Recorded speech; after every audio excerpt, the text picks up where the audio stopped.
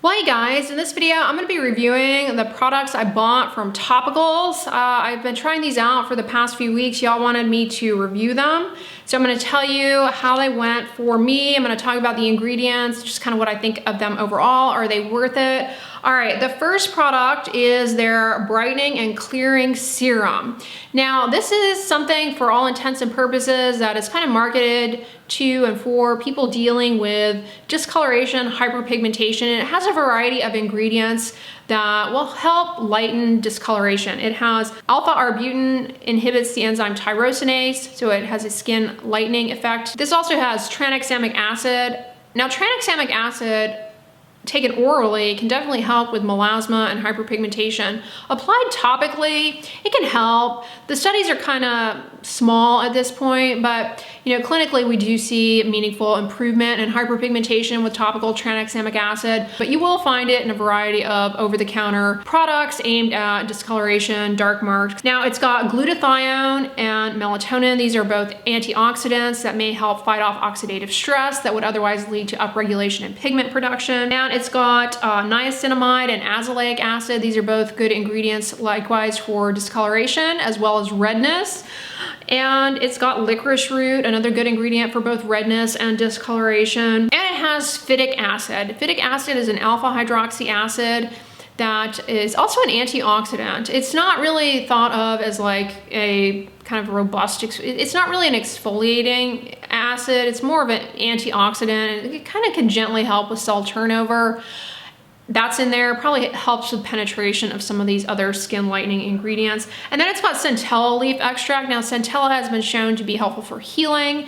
It's been shown to be helpful for improving the final appearance of a scar. I've been using it myself. The instructions tell you to start out using it once a week and then bump up to daily as tolerated. I think that is a great conservative recommendation because when it comes to aiming to improve the look of any kind of hyperpigmentation, dark mark, if a product causes irritation, any kind of irritation to your skin is going to worsen that hyperpigmentation. It's a really delicate balance when it comes to treating just whether it be melasma or any type of post-acne dark marks, is that a lot of the ingredients, while they're good, if they cause the slightest bit of irritation, you end up kind of worsening the hyperpigmentation. So I think that is a really good and conservative recommendation to make. All right, in my experience using this, I've been using it once a day. It seems to improve overall skin tone. I kind of get a more glowy look to my skin. It just kind of evens out any discoloration. I do see some improvement in redness. I think this may help you if you've got some sunspots that you're looking to fade, some discoloration. Now, one thing that is interesting to me, and I don't know what's going on here, is that when I bought this probably about a month ago, and I got it and I read the ingredients and I noticed that there was ethylene brassylate in it, which is a fragrance ingredient. So it's not fragrance free. My tube is not fragrance free. But when I was getting ready to make this video, I went on their website and the ingredients are a little bit different. So I don't know if they changed the ingredients since I bought this. I'm not sure, but it no longer has, on their website, it doesn't have ethylene brassylate. Mine does, and you can definitely smell it. It's kind of got a little bit of a aroma to it, for lack of a better word. Anyways, on the website, they're claiming the product is free of fragrance. And the website now lists coconut oil, which my product does not list. Now, coconut oil can, for some people, they find that it aggravates their acne. So if that's you, you may want to be careful. I don't know if they've added coconut oil or what. On the website, I noticed they have, in their frequently asked questions, they have a question about coconut oil. And their answer was high concentrations of coconut oil are not comedogenic on the lips, which was like not what the question was getting at. They don't make a lip product. So I'm not even sure what is going on with coconut oil and this brand, but just know that if you have problems with it, you may not want to get this. $36 is not cheap for this. And I've tried a variety of skin lightening products over the years. I would say the strengths of this is that it's got a good blend of different skin brightening ingredients. But I did, like I said, I personally appreciated a skin brightening effect. It'd be nice if they had some sample sizes because, like I said, if this causes irritation for you, not something that you want to continue with because that'll worsen the discoloration. I don't know about the ethylene brassylate thing either. I would definitely ask them, hey, does this have ethylene brassylate in it or not? It's fragrance. If you're allergic to fragrance, you need to know that and not buy this. It also has kojic dipalmitate in it. Now, that is allegedly a more stable form of kojic acid. Kojic acid is a copper chelating ingredient that inhibits tyrosinase and can lead to skin brightening. But the kojic dipalmitate, I don't think I've seen any studies looking at that specific form for hyperpigmentation. So to what extent that's going to be helping you out in this, I'm honestly not confident, but hey, it's in there. All right, and then the next product is called Like Butter Topicals Hydrating Mask. This is a shea butter moisturizer with some skin brightening ingredients. So if you've got dryness and discoloration, this might be something that you're interested in. Now, my product did not have any fragrance, nor it didn't have ethylene brassylate or anything. And on the website, there's no fragrance listed. There's also no coconut oil in mine. I don't think there's any coconut oil on the one on the website. Shea butter, squalane.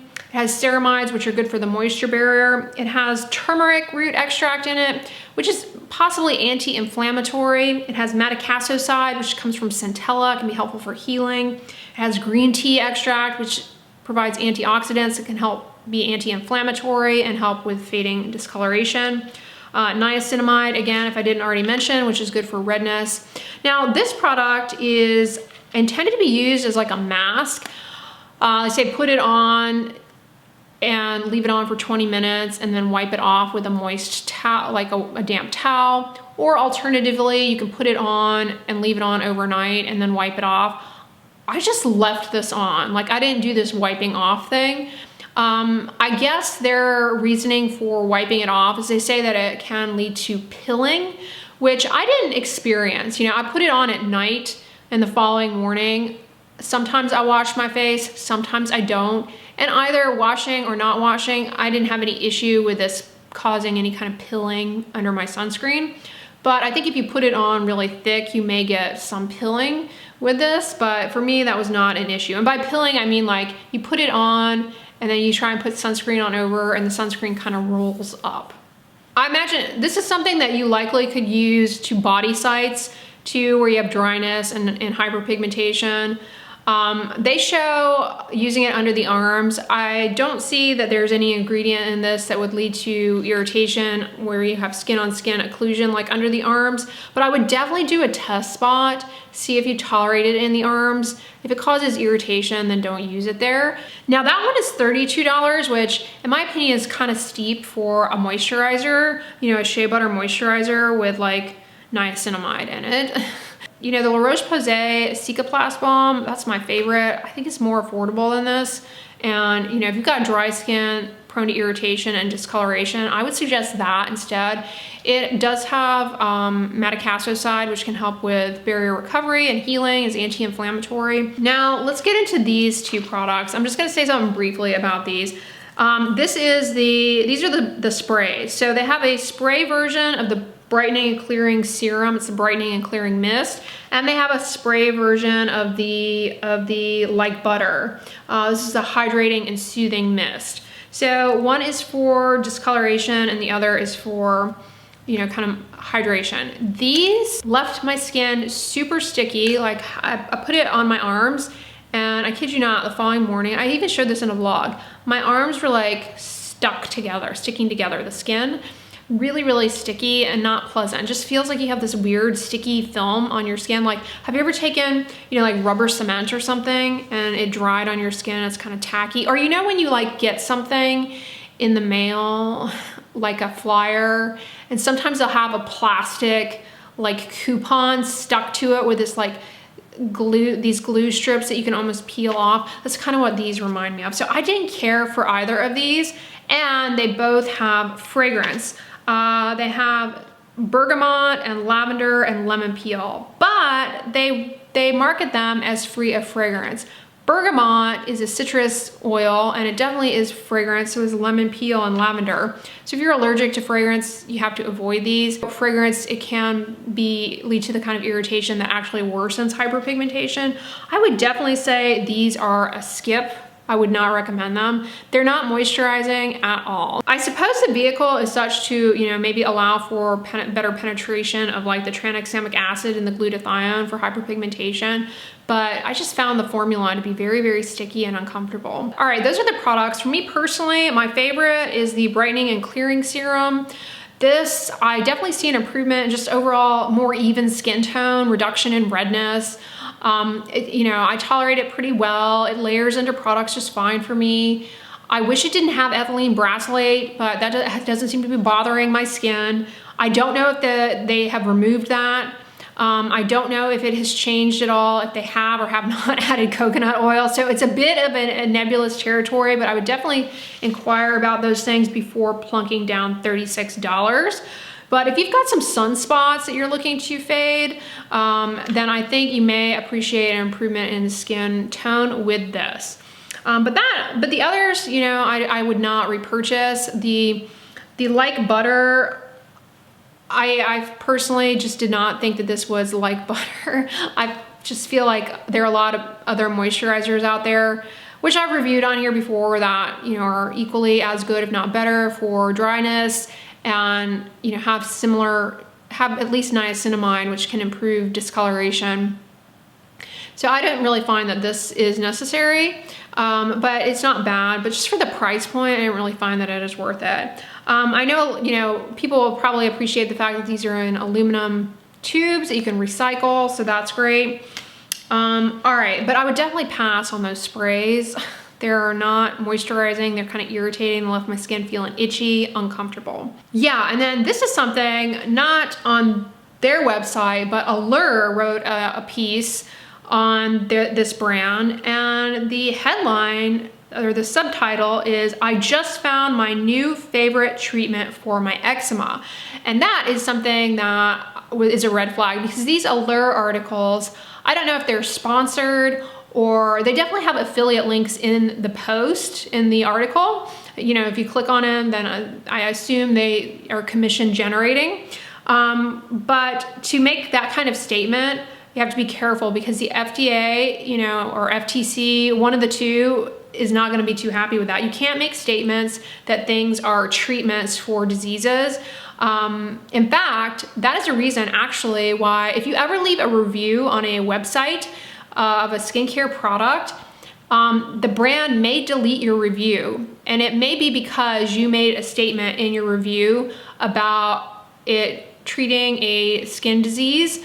And so that is actually why in some cases they do remove reviews that you leave. I know you should have free speech, but they also can't have that up there as potential advertising, false advertising of what their product does.